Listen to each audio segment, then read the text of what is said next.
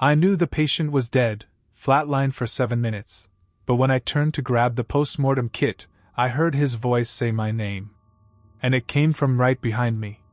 I started night shift nursing a year ago, and it's slowly rotting something inside me. Not my body. My instincts. My ability to tell when something is really wrong, or when I've just seen too much darkness and fluorescent light to think clearly anymore. It was late November, and I was 3 days into a 7-day stretch of 12-hour nights in a mid-sized hospital upstate. Our med-surg floor gets the overflow from ICU and ER. That means a lot of unstable patients, and not enough staff. That night, we had 5 RNs and 29 patients. I was assigned rooms 301 through 307, some vented, some post-op, one detoxing so violently I'd already cleaned up vomit off the bed rails twice before midnight.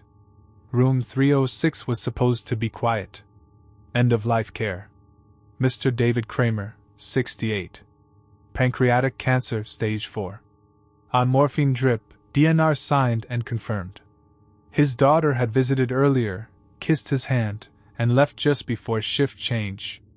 Around 3:30 a.m. I peeked in. Still breathing, though barely. His monitor read 32 BPM. Shallow, irregular. I updated his chart, checked the morphine rate, and dimmed the light. 30 minutes later, a rapid tone echoed down the hall, flatline. Room 306. I ran. So did Kendra, the charge nurse. But we already knew. He was cold, slack-jawed, pupils fixed. I checked for a pulse anyway, nothing. We called the time, 4:07 a.m. Since he was a DNR, there was no code blue. Just silence. I called the daughter to break the news. She didn't pick up. Left a voicemail. Then I returned to prep the body. Grabbed a fresh gown, toe tag, post-mortem kit. As I turned back toward the room, something felt off. The hallway was empty. No sound but the low hum of overhead lights. Then I heard it. A voice. Right behind me. Aaron. It said my name. Low. Male. Weak. But undeniably real. I froze. Spun around. No one. The kit slipped from my hands and clattered across the floor. Gauze and tape spilled everywhere. I must have stood there for a full minute, heart in my throat, sweat prickling my arms. My logical brain whispered stress, fatigue, grief, tension. Nurses hear things. Hallucinate sometimes. Especially on night 5 of no real sleep. I forced myself to breathe. To keep moving. Returned to 306. And nearly screamed. Mr. Kramer's body was sitting up. Not all the way.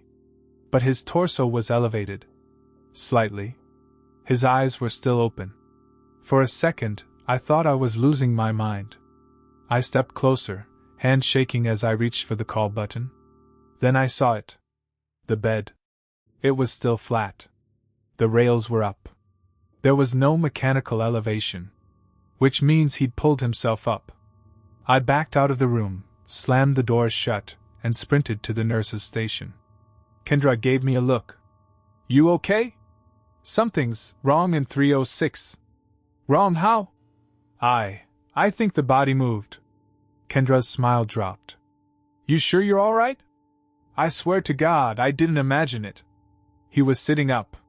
She stood, grabbed gloves. Come on. We walked back together. I didn't want to open the door again, but she did. Mr. Kramer? Still dead. Still flat. Eyes closed this time. Kendra checked his vitals again. Nothing. Rigor's already setting in. I didn't know what to say. I just stood there. My skin felt cold, my lips dry. As we turned to leave, I glanced down at the gown folded neatly on the chair beside his bed. It had been on the cart. And I didn't fold it. Kendra left. I lingered another moment. And that's when I saw it, tiny, unmistakable. 4 letters traced into the condensation on the inside of the window. Yaran. I didn't say anything to anyone after that. Not about the voice, not about the gown, and definitely not about the letters on the glass. Who would believe me? The rational part of me clung to exhaustion as an explanation. Delirium. Micro-sleeps. Maybe I'd written the name myself and forgotten. Maybe the voice was an echo off the intercom. You tell yourself these things because the alternative feels like your brain cracking open. The rest of the shift passed in a strange, muted fog. I did my rounds. Charted. Answered the endless call lights. Tried not to look at room 306. Just before sunrise, the funeral home arrived. 2 men, both younger than you'd expect, came in wearing gloves and matching dark coats. One of them gave me a clipboard and a tired smile. "You Aaron?" I nodded. "We're here for Mr. Kramer." I walked them down, staying by the door while they prepared the body for transport. One zipped the bag. The other jotted something down. Then they rolled him out, quiet and professional. As they passed, I looked, just once, at the black plastic bag lying across the gurney. And I swear to God it moved. A twitch. Right where the face would be. I turned away. Didn't say a word. By the time my shift ended, I was wrecked. I didn't go straight home. I sat in my car for 10 full minutes, gripping the wheel, trying to slow my heart. Telling myself I was just tired. Just tired. But sleep didn't come. I lay in bed, lights on, staring at the ceiling. That night I went back to work. Same floor. Same hallway. Someone else had been moved into 306. A woman this time. Stroke patient. Unresponsive but stable. And that's when I started seeing the notes. First one was taped to the inside of the med card drawer. "Stop watching." Written in sharp block letters. No signature. I asked the other nurses if they'd seen it. Nobody had. They laughed it off. Probably a joke. But I hadn't told anyone I'd been watching the window that night. Watching everything. The second note came 2 days later. "Don't come back." It was tucked into my personal locker. Folded neatly. No one else knew the combination. That night I had a dream. A vivid one. Mr. Kramer, sitting upright in his hospital bed, eyes open, skin gray and mottled, reaching for me with one shaking, skeletal hand. But his voice was calm. "You missed something," he said. "Look again." I jolted awake in my car, drenched in sweat. I'd fallen asleep in the hospital parking lot. When I walked in, I checked the files. Reviewed Kramer's chart. And that's when I noticed the medication logs. He was supposed to be on 2 milligrams of morphine every hour. But someone had written 6. Then crossed it out. Then rewritten 2. And the timestamp for the dose? It was after his heart had stopped. I ran to the med room. Pulled the narcotics log. 1 dose of morphine was unaccounted for. Someone gave him a final dose after he flatlined. Not to comfort him. To silence him. I showed the charge nurse. We filed an internal report. A week later, they launched a quiet investigation. One of the night aides was placed on leave. Rumors flew, but nothing was confirmed. Mr. Kramer's death remained expected. Case closed. But sometimes, when I pass 306 on my rounds, I feel it. Cold air. Like the room exhales. Once I swore I heard it again. "Aaron." Right behind me. Now, I never turn around. I just keep walking. Because if I do look, and he's standing there again, I don't think I'll come back from it. She bit me so hard it drew blood, and when we sedated her, she whispered a full name and address. I didn't recognize them. But later that night, I looked it up. It belonged to a nurse who died 7 years ago. Psych nursing was never part of the plan. I'd gone into nursing with dreams of pediatrics, scrub caps with cartoon animals, tiny blood pressure cuffs, lots of stickers. But you don't always get to choose your first job. Not after graduation. Not when there's debt looming over you and rent due every month. So when the state psych hospital offered me a full-time night shift on the adult ward, I said yes. Thought it'd be temporary. That was 2 years ago. People think psych nursing is all talking and paperwork. They don't see what happens when someone's deep in psychosis, screaming at the walls, punching holes through plaster, or stripping naked in the middle of a group session and peeing on the floor. They don't see the patients we have to restrain, or sedate, or call security on. That night started like any other. The air was heavy with antiseptic and dread. Ward B was full, 16 patients, all high risk. Paranoia, schizophrenia, bipolar disorder, violent history. A cocktail of diagnoses and meds that sometimes worked, and sometimes didn't. My assignment included bed checks, med rounds, and making sure the restraint room stayed prepped, just in case. At 1:13 a.m., the screaming started. Room 204. A woman named Ivy. Ivy was new. Admitted 3 days earlier after being found wandering a gas station parking lot, completely naked and covered in dried blood. None of it hers, apparently. She hadn't spoken much since arriving. No diagnosis yet. Mostly catatonic. Until now. I got to her door just as she began to slam her fists against it. She screamed the same phrase over and over. "It's not my skin! It's not my skin!" 2 male staff helped me get her to the floor. She fought hard, like her bones had grown extra strength. Bit my arm deep enough to draw blood. I didn't feel it at first. Too much adrenaline. We carried her to the restraint room. The mattress was already set, the straps ready.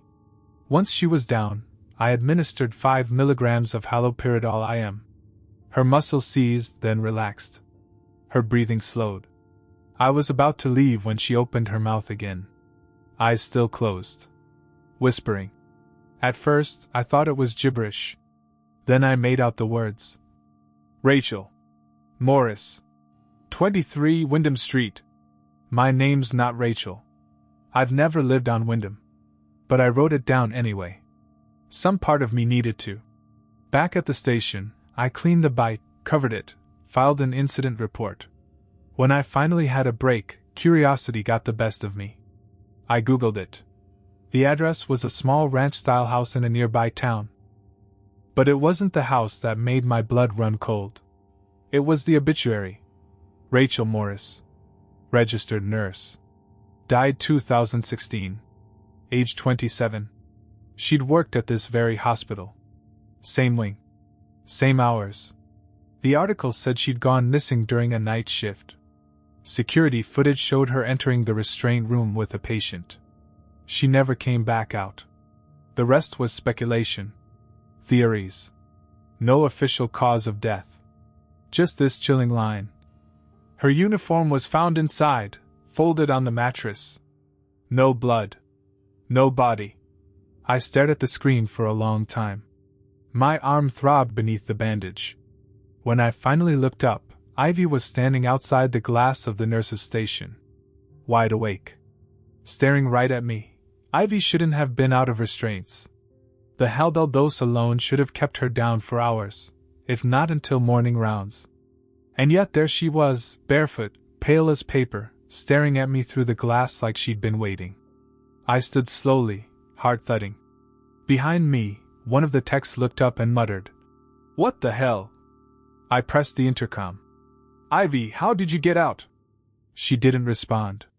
Just kept watching me, mouth slightly open like she was about to say something, but didn't.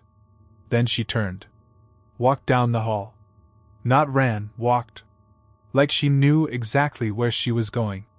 Security was called. A code white was paged over the speakers. I followed protocol, stayed behind the desk, kept eyes on the monitor. But the camera feed for the restraint room was black. No signal. That shouldn't happen. By the time security arrived, Ivy was gone. We searched every hallway, every day room, every supply closet. Nothing. I finally opened the door to the restraint room myself. It was empty. Except on the mattress, folded carefully, precisely, was Ivy's gown. And next to it, on the linoleum floor, was a bandage. My bandage. Still blood-stained. Still warm. I was sent home early. Admin said it was a safety precaution. I didn't argue. I barely remember the drive, just a long tunnel of highway and the sensation of my fingers twitching on the wheel like they had minds of their own. That night I dreamed of her. Not Ivy, Rachel. She was sitting on the restrained room mattress, hair matted with sweat, eyes too wide, too sad. She opened her mouth and said my name again. Not Aaron. Rachel. Over and over. A whisper turning into a scream. I jolted awake at 3:06 a.m. The same minute Ivy had been sedated. I didn't go back for a few days. They said Ivy was listed as eloped, which is hospital speak for disappeared into thin air, and we're too scared to say so outright. I checked her file again. There was a note added later that chilled me to my bones. Patient previously admitted under different identity in 2016. Suspected psychotic relapse. No family contact. No prior address. The name? Ivy Rachel Morris. I sat there, alone in the break room, rereading it over and over. The name. The date. The tie. Rachel Morris had vanished in that same room 7 years earlier. Ivy had shown up 3 days before I was bitten, saying things that didn't make sense. Or maybe they made too much sense. The room, the restraint room, was sealed off a week later. Renovation, they said. I've seen what happens behind that door. I've seen how still it gets in there. How loud the quiet becomes. Some nurses whisper that it's cursed. That something happened years ago that never quite left. That when you're in there, alone, if you're not careful, you come out someone else. Or you don't come out at all. I still work there. Still do nights. I never wanted psych, but I think psych wanted me. And every time I pass the door that used to be the restrained room, I swear I hear breathing. Like someone's waiting. Not Ivy. Not Rachel. Someone in between. So if you're ever in a hospital and someone says, "We're going to take you to the quiet room," do yourself a favor. Don't go quietly. She was strapped to the bed for her safety. No phone, no shoelaces, no sharp objects. But when I came back from my break, she had a piece of glass in her hand, and a picture of my daughter drawn in blood on the wall. Nurse sitters don't get paid enough for what we see. If you've never worked inpatient psych or ER, let me explain. A sitter is someone, usually a nurse or aide, assigned to monitor a patient one-on-one, 24/7, because they're a danger to themselves or others. That means if they try to scratch, bite, or strangle themselves within 4 lines, we're the ones to stop them. You're not supposed to blink. You're not supposed to look away. It was 11 p.m. on a Friday when I got the call. The unit was short-staffed. Again. They needed a sitter in room 9B. Low risk, they said. Just a 22-year-old girl under a psych hold after a suspected overdose. I didn't argue. It meant overtime. When I walked into the room, I was hit by the smell first, bleach, sweat, and something metallic just beneath the surface. The girl, Nora, was already restrained. Soft straps around her wrists and ankles, a heart monitor on her finger. She didn't look at me when I came in. Just kept staring at the ceiling. I glanced at her chart. No history. No known allergies. Found unresponsive in her college dorm. No suicide note. Blood tests showed no alcohol, no street drugs, just trace amounts of lithium. No prescription on file. When I asked her name, she didn't answer.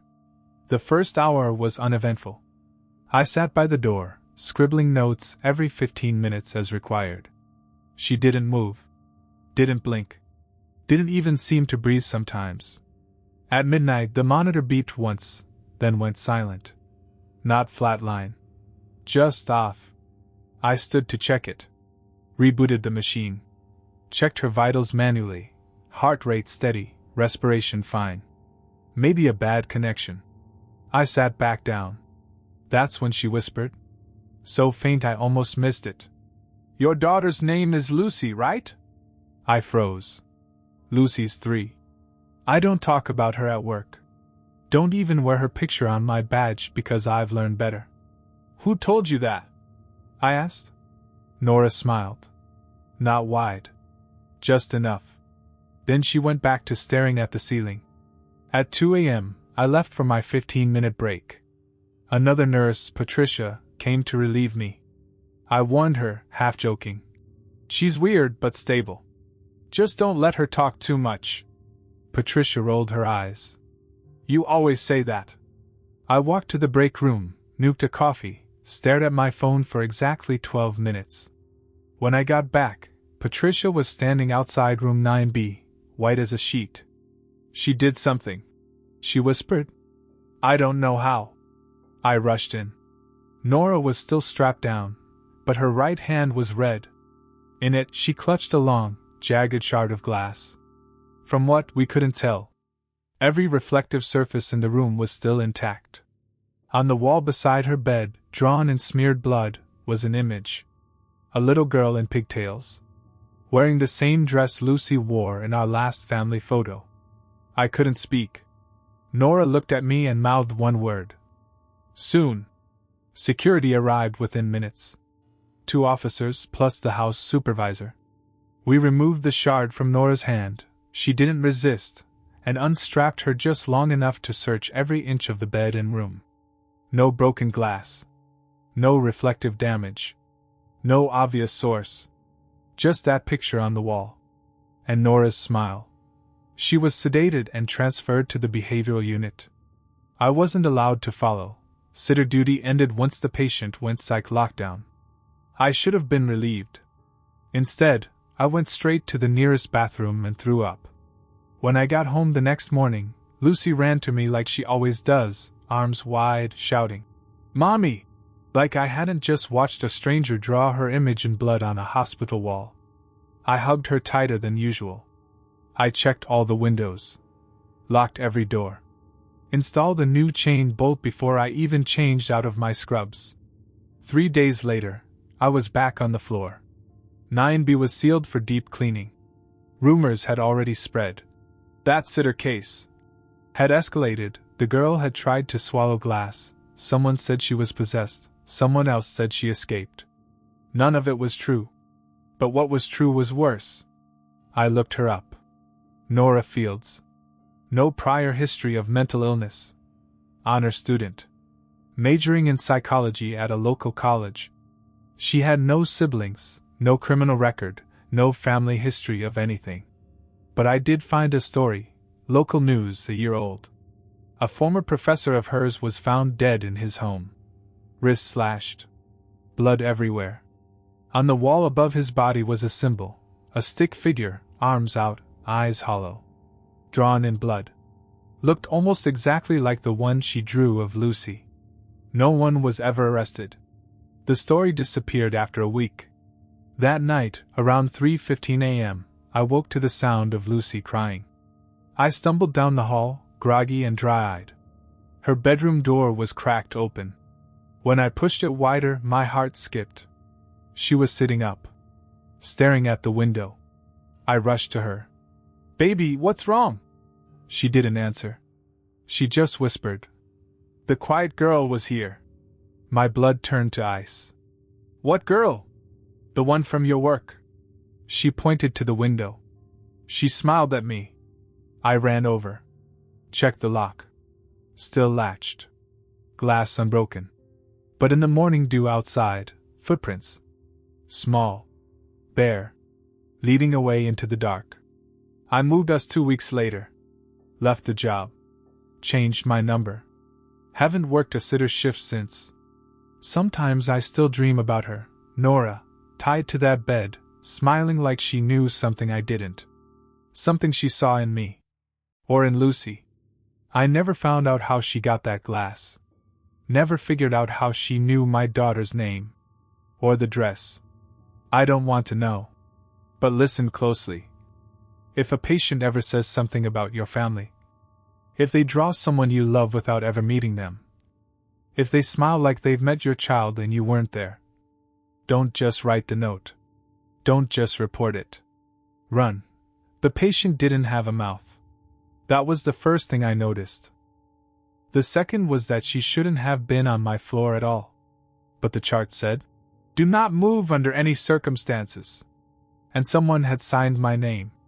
Float pool is what nurses call purgatory. You're not assigned to one unit, you go wherever you're needed.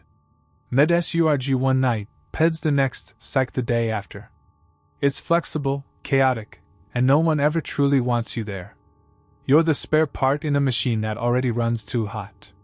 That's how I ended up in South Tower, Level 4, the old wing of the hospital, half renovated and barely staffed. I was filling in on night shift. Supposed to be easy, 6 patients, low acuity, mostly post-op recovery. Until I saw room 417. The door was closed. That wasn't odd. But the window and the door had been taped over from the inside. Thick gauze, brown medical tape, a sloppy mess. A single word written in Sharpie across it. Observe. I checked the patient board. Room 417 wasn't listed. None of the other nurses mentioned it during handoff. Curious, I scanned the charting system. There it was, patient 417. Female. No name. No ID. Age unknown. Diagnosis, not applicable. Every field was blank except one. Do not move under any circumstances. Signed by me. I blinked. It was my name, all right. My badge number. My credentials. Timestamped 3 hours before my shift even started. I hadn't been in the building yet. I asked the charge nurse about it. He looked up, confused. There's no patient in 417, he said. That room's closed for repairs. AC leak or something. Someone's in there, I said. I saw it in the charting system. He stood. Pulled it up himself. Blank. Like it had never existed. I showed him a screenshot I'd taken. He stared at it for a long moment. Then, too casually, he said, probably just a database error. IT's been weird lately. But I saw something flicker in his eyes. He was lying. Around 2 a.m., curiosity got the better of me. I walked back to room 417 and knocked gently. No response. I opened the door. The lights were off. The air was freezing. She was sitting in the bed, straight-backed, gown pristine, legs together beneath the sheets. Her skin looked stretched. Too tight. Like it didn't fit. And where her mouth should have been, was nothing. Just smooth, pale skin. She turned to look at me. And my legs almost gave out. Her eyes were wide. And filled with what I can only describe as awareness. Not confusion. Not sedation. She knew me. I backed out, shut the door, and walked away without writing a word. I wanted to leave. I should have left. But I checked the charting system one more time. This time, the entry was different. New note added at 2:11 a.m. Good girl. No user ID. No timestamp. No signature. Just those 2 words. And below it, a live feed. From the camera in room 417. She was no longer in the bed. She was standing at the door. I slammed the laptop shut and nearly knocked over my coffee. The charge nurse, Kevin, was behind me in an instant. You all right? I nodded too quickly. Just tired. He looked at the screen, then at me. You saw something, didn't you? I opened my mouth to lie. But the look in his eyes stopped me. He already knew. Who is she? I asked. He exhaled slowly, then motioned for me to follow him. We stepped into the med room, doors shut tight behind us. He leaned against the counter, rubbing his temples like he was trying to decide what lie to feed me. Then he said, She's not in the system. Not anymore. But she was a patient. Years ago. A Jane Doe. Was? I said. Kevin stared at me. She came in after an MBA. No ID, no driver's license. Covered in bruises, but otherwise stable. What we didn't catch until later was the surgery. I frowned. What surgery? They took her mouth. My stomach twisted. Who? No one knows. The wounds were healed. Healed. Like someone did it months earlier. And her records? Wiped clean. Name, vitals, intake photos, everything deleted a few hours after she arrived. He stepped closer. They tried to move her once. Just once. Down to the ICU. What happened? He shook his head. The elevator stopped between floors. Power went out. When the backup kicked on 15 minutes later, she was back in her bed. Alone. And everyone who tried to move her? Transferred. Or quit. One nurse disappeared. Never even clocked out. I was frozen. Kevin opened the door. Do your rounds. But don't go near 417 again. He paused. And whatever you saw, don't chart it. That should have been the end of it. I tried to keep my head down, get through the shift. When morning came, I passed off to days and drove home in a fog. Took 3 showers. Didn't sleep. The next night, I was floated again. Same unit. Same assignment. Room 417 was still taped up. But the note on the window had changed. It no longer said, "Observe." Now it said, "You remember." I left mid-shift. Faked an emergency. Drove straight to my sister's place and cried in her kitchen until sunrise. I transferred hospitals a month later. Filed it under burnout. Trauma. The usual lies. But here's the thing, float nurses don't really quit. Not in this system. We're reshuffled. Reassigned. And 3 nights ago, I got called in to cover at a long-term care wing in a completely different facility. Low acuity. 1 floor. Peaceful. But as I walked the hallway doing bed checks, I saw it. Room 417. My hands went cold. I asked the ward clerk what the room was used for. She looked confused. "It's empty," she said. "We don't assign patients there." Of course not. The light under the door flickered. There was no camera feed. No chart. Just the number. Just the door. Just her. So here's what I know. You can float hospitals. You can change jobs. You can run all you want. But if you've ever seen her, really seen her, she follows. Not fast. Not loud. Just enough to remind you. You signed the chart. And one night, maybe years from now, you'll find yourself walking another hallway, checking names and vitals, and you'll see it. Room 417. And the door will already be opened out. We found her sitting upright in the linen closet, for still in her arm, eyes wide open, completely silent. The problem was, she'd been discharged 6 hours earlier, and walked out with her family. Or at least, we thought she had. Night shift in post-surgical recovery is mostly uneventful. People are doped up, healing, sleeping. We get the odd confused patient trying to rip out their IVs or wander into the hallway pantsless, but mostly, it's charting and checking vitals every 2 hours. Until the quiet codes start. That's what we call them, when something doesn't add up, but no alarms go off. No monitors scream. It's not a cardiac arrest or a rapid response. It's something that makes the nurses stop, go still, and say, "Wait. That doesn't make sense." The patient that night was Anna Keene, 34 years old. Came in for a laparoscopic cholecystectomy, routine gallbladder removal. Healthy, no complications. Woke up fine, walking around by noon. By 6 p.m., she'd been discharged with her husband and 2 kids. Smiles, paperwork signed, wheelchair to the parking lot. Gone. I remember because I did the discharge myself. At 1:38 a.m., I went to grab linens from the back supply room. When I opened the door, I froze. Anna Keene was sitting upright on the floor inside. Gown on. For still taped to her arm. Eyes open, unblinking. Staring at the wall. No blood. No signs of trauma. But her hands were clenched so tight the knuckles were white. And her jaw was trembling like she was holding something in. I stepped back. Closed the door. Then opened it again, heart pounding, hoping, somehow, it would be empty. She was still there. I called the charge nurse. She thought I was joking until she saw it with her own eyes. We brought 2 techs down to help move her. One reached out to touch her shoulder. Anna screamed. Not a cry. Not a word. Just this high, guttural wail that tore through the silence, and echoed down the entire wing. We backed off. I checked the system again. Still discharged. Signed by me. Family confirmed pickup.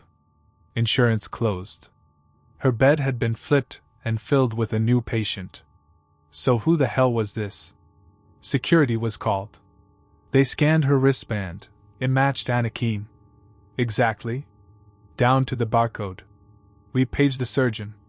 She came in looking pissed until she saw Anna. I discharged her myself, she said, baffled. She was coherent. Walking. Talking. We tried calling Anna's husband. No answer. We tried again. Voicemail. A tech offered to try social media. Look up any recent posts. I said sure, go ahead. What she found made the air go still. A post from 6:12 p.m. that day. A family photo. Anna smiling, standing between her kids. Wearing street clothes. Holding a discharge folder. Taken in the parking garage of our hospital. Caption. Heading home. Thankful for a smooth recovery. She was tagged. Her account was real. So was the timestamp. But she never made it home. Because she was here. Still sitting on the floor of our linen closet. Still trembling. Still completely, utterly silent. By 3 a.m., administration had been called in. Risk management. Patient safety. Legal. Nobody had answers. No one even had the right questions. We admitted her back into the system, but everything glitched. Her original MRN was already closed. Re-entering it caused the chart to crash. So they gave her a new ID number. We assigned her a fresh room, same floor, room 214. She wouldn't speak. Wouldn't make eye contact. But she walked on her own, slowly, like something in her joints didn't work right anymore. Like she was getting used to a body she hadn't moved in a while. When we tried to remove the 4 from her arm, she flinched so violently that we left it in. The site wasn't even bruised. It looked new. At 3:47 a.m., one of the techs came running down the hall. She's gone, she said, breathless. Her bed's empty. We all rushed in. Anna wasn't in the bed. But the linens in the chair next to it had been disturbed. Folded, like someone had been sitting there. Watching. The 4 line was hanging neatly from the stand, capped off like it had never been used. And the chart? Gone. The paper record folder, the label stickers, everything. Vanished. That's when someone thought to check the cameras. The hallway feed outside room 214 showed nothing. No one went in. No one came out. Not even the nurse who brought her back. Not even me. It was like the entire 2-hour block had been cut out of the feed. Scrubbed. Day shift arrived at 7. We were exhausted. Wired. Buzzing with fear we couldn't explain. I clocked out and sat in the break room trying to drink coffee with hands that wouldn't stop shaking. Then I remembered the social media post. I pulled it up again. Only this time, it was gone. Deleted. Anna Keene's profile no longer existed. Not just the post, all of it. Vanished like she'd never been online. I checked our EMR again out of morbid curiosity. Her chart was gone. Even the new one we made. Just a blinking message where her record should be. Access denied. Record locked. Reference, quiet code. Later that day, a nurse from the PACU messaged me privately. She'd seen Anna too, right before discharge.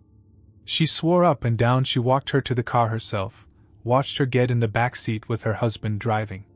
She smiled at me. She said thank you. Said, I hope it's me that comes home tonight. I asked what she meant. The nurse just said, I thought it was a joke. A week passed.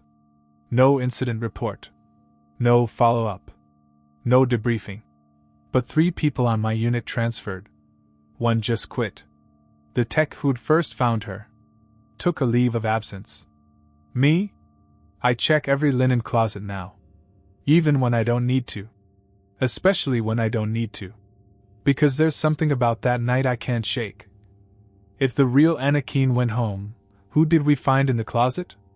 And what happens when she finally decides to speak?